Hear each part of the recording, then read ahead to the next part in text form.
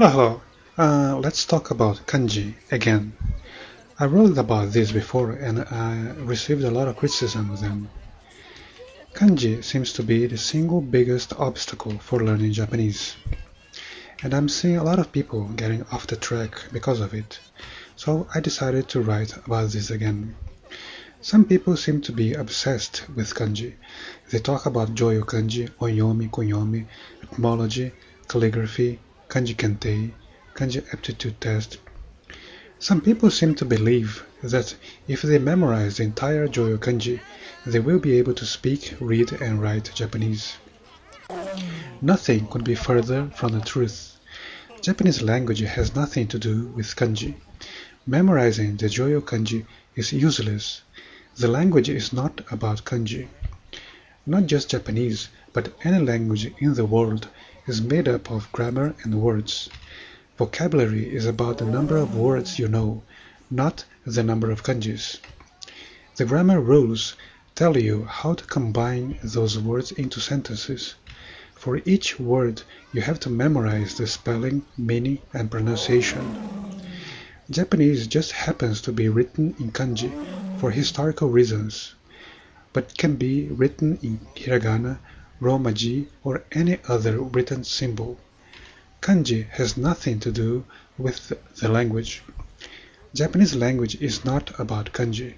Memorizing the entire Jōyō kanji will get you nowhere. You won't be able to say a single word in Japanese. You will waste years of your life studying something that has nothing to do with the language.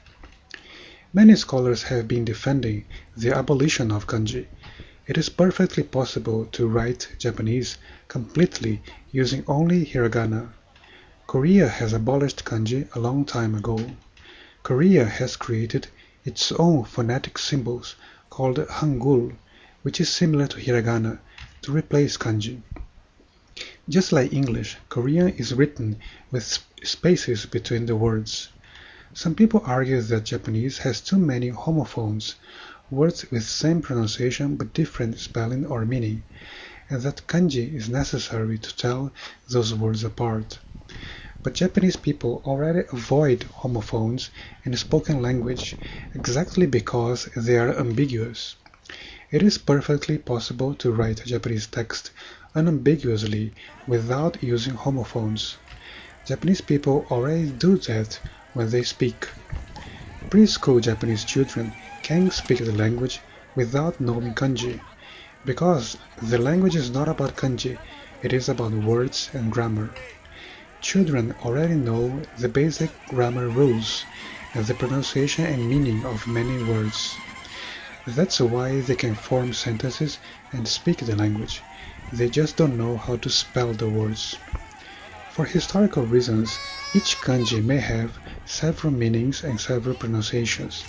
It is very difficult to know the meaning and pronunciation of a kanji just by looking at words.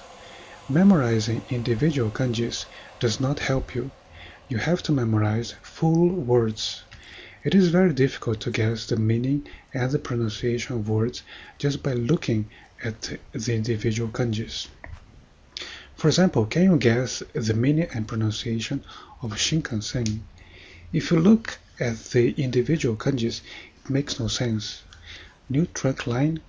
What the hell is that? But if you go to the dictionary, you can see it is pronounced Shinkansen and refers to the Japanese bullet train. But the word has become a misnomer, since bullet trains by now are not new anymore. What about Nihon?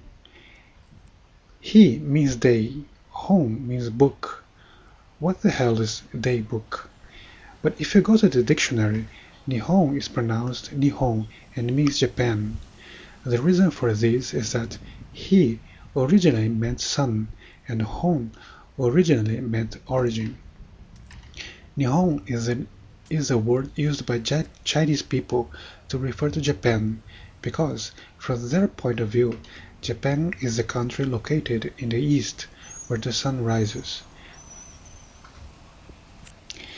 Such a word makes sense only to Chinese people and nobody else.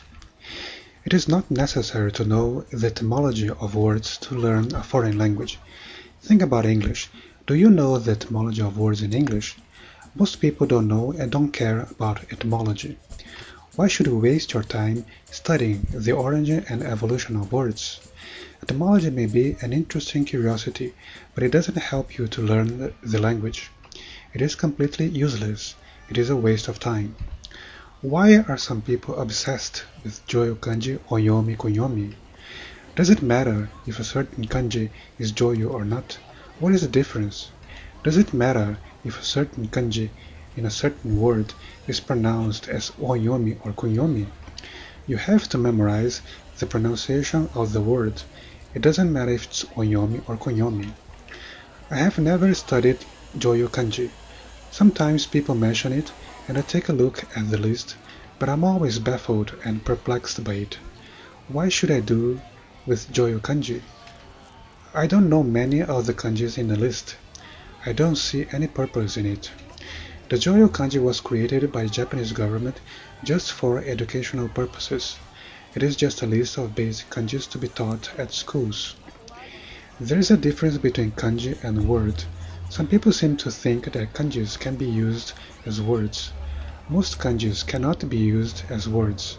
Most words are written in kanjis, but most kanjis do not constitute words.